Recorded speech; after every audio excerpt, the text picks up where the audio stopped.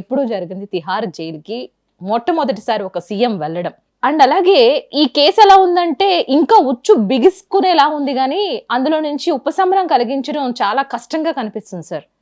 So మీరేమంటారు? మనం అనేది ఉంది వాళ్ళు అటు గవర్నమెంట్లు ఎట్లా అనుకుంటే అటు చేస్తూ ఉంటాయి. వెళ్ళిపోతున్నట్టు వీళ్ళు పంపించేస్తారు. ఇప్పుడు 4 సంవత్సరాలు 3 సంవత్సరాల నుంచి చెప్తున్నారు ఆ కేసు నడుస్తుందని. 3 years నుంచి చేయని ఇన్వెస్టిగేషన్ ఇప్పుడు ఏం చేస్తారు?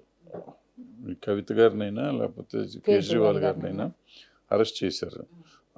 10 రోజులు 15 రోజులు కస్టడీలో పెట్టి వీళ్ళతో ఎంక్వైరీ చేశారు. ఇప్పుడు తిహార్ జైలుకి పంపించారు. ఏం వస్తుంది?